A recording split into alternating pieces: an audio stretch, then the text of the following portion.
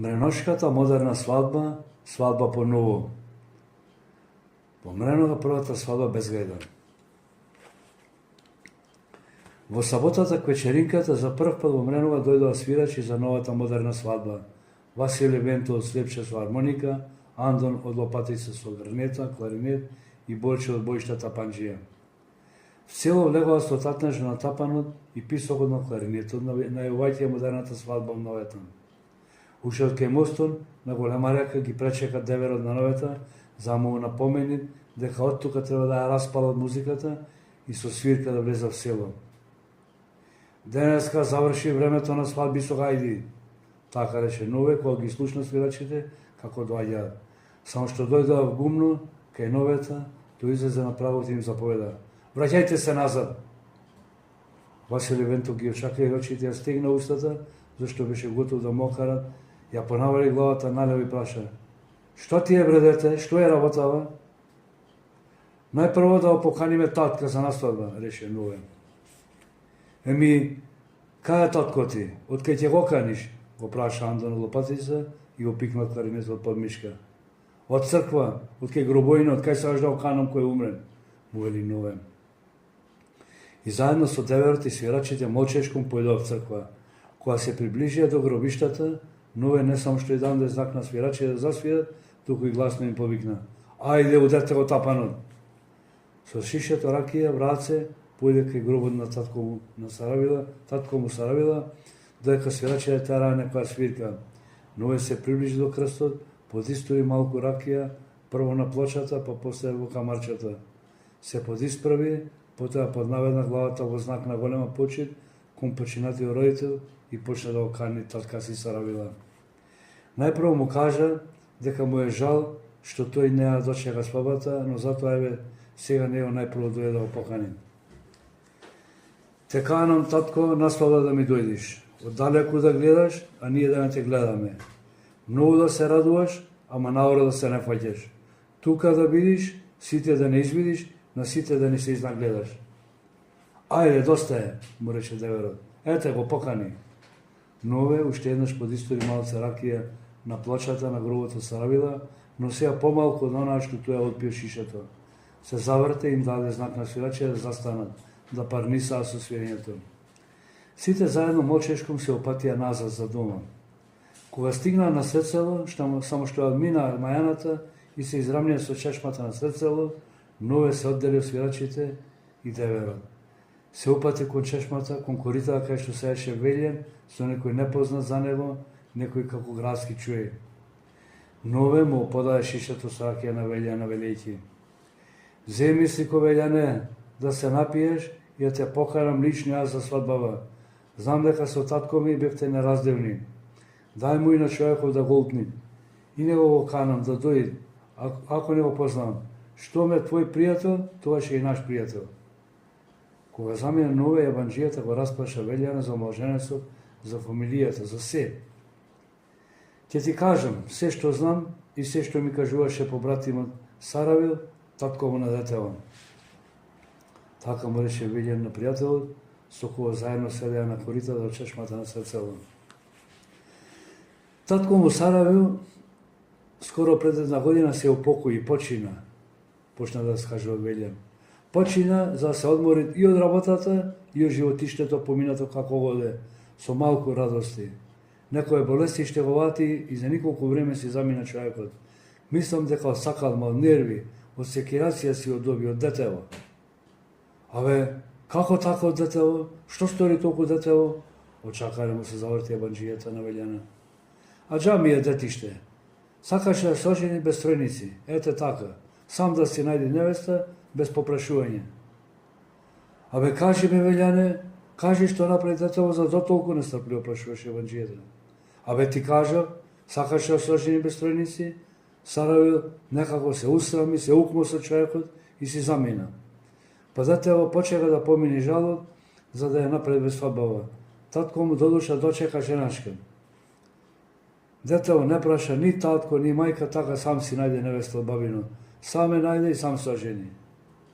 "И ми, што има лошо, бе, Велјане, во тоа?" И само за тоа се акна човекот, за тоа си обрани завето, праша еванџијата и додаде. Па во градот никој не прашува. Сами се наоѓаат невести за чудено се чекараше еванџијата. Може би е така таму, ама кај нас во Мренова е по-друго. Останато е уште старо. И не само тоа, и друго беше со Саравила, рече Вењан. Саравил беше премногу честит човек од збор. Тој беше направил муаве со селскиот стројник, Богоја Баснарон. Деме, кога ќе дојде време, која и да е, каде и да е избраницата, за син му тој ќе биде стројникот. Тој ќе појде во куќата на чупето за да ја прашат, а Бога се знаеше, си ги знаеше сите адети. Докај што појде, сака да сврши работа. А стројникот, уште со самото влегување во куќата, мочешком најпрво ќе ја побараше машата, ќе ја земеше, потоа, без да прозбори, било што ќе го разборишкаше огништо кај домаќините. Домаќините веќе знаеа зашто е дојден Богоја Баснарон. Штом боришкаше со машата во огништо, знаеа дека е испратен стројник. Кога наголеми детево, 20 кусур години, една вечер, кога седнале да вечерат, Саравил беше го прашал сина си, Новета, продолжи Вељан. Што мислиш, Новеса женачка, која ти лежи на срце? Дали е Мреножанка или од друго село? Ти само кажи, од каде јас имам зборато со селскиот стројник. Така родителски ја отворил темата Саравил. Нове му се исполни од откаси и напорки и му рекол: не долази во предвид. Зашто ми е стројник? За да го даруваме? Да го китиме со дарови, со шарени чорапи и периодски опинци со ремче? Заврши то време. Не ми треба стројници. Јас сам ќе си најдам невеста. Сите зборуваат дека Бога од толку што има собрано дарови, може продавница да отвори за шарени чорапи, опинци, периодски со ремче. Така Нове беше му рекол на татка си, на Саравила.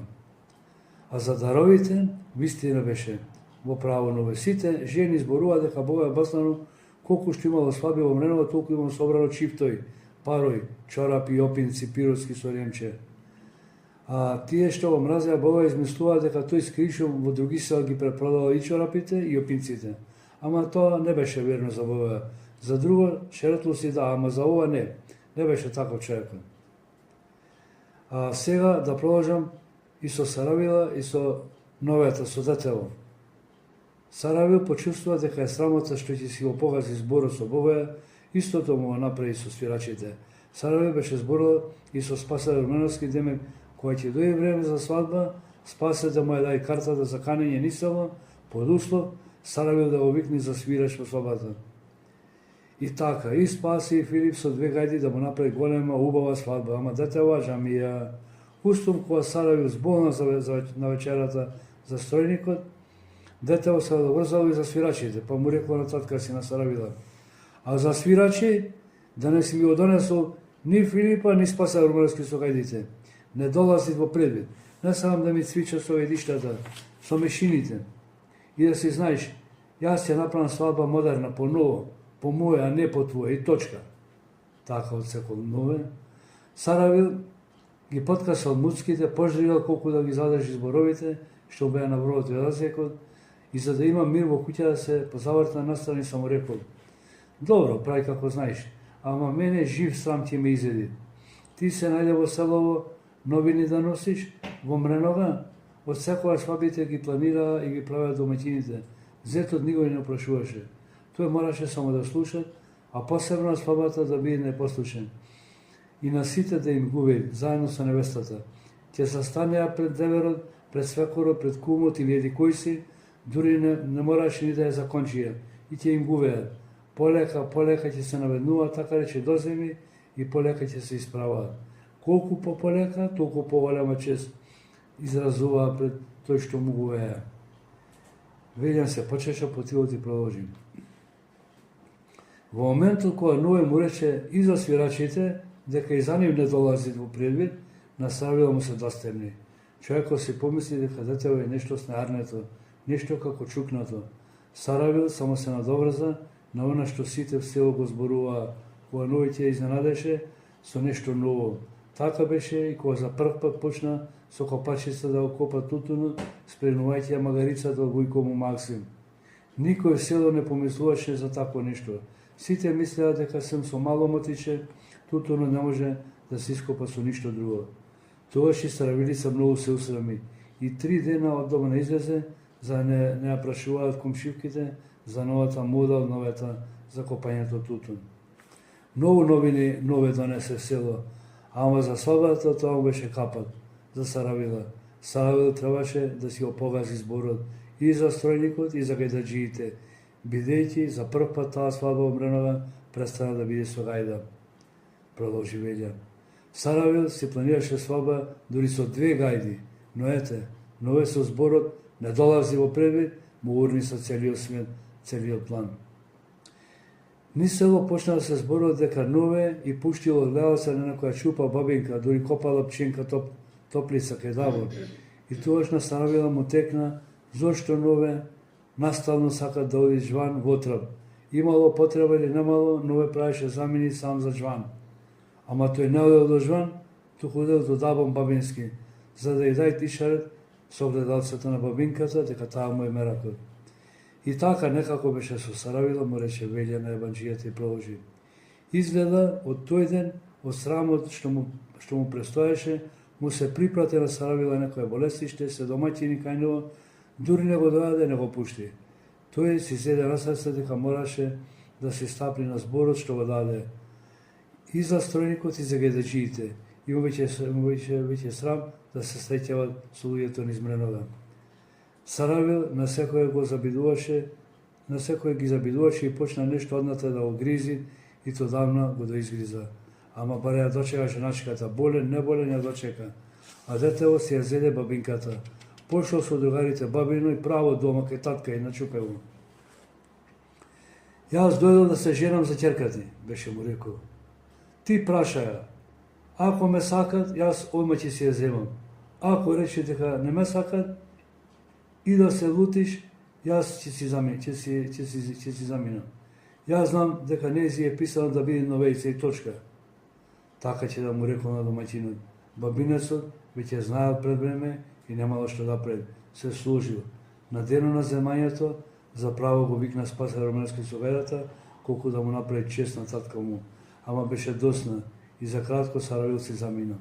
Помина бајде време тоаш, а со тоа помина и жалот. Велјан уште долго ќе му кажуваше на ебанџијата, ама во тој момент се зададува свирачите со песната Враја на коња, јавам ја, одам по невестата. Одам по невестата, да ќе ми ја дадат.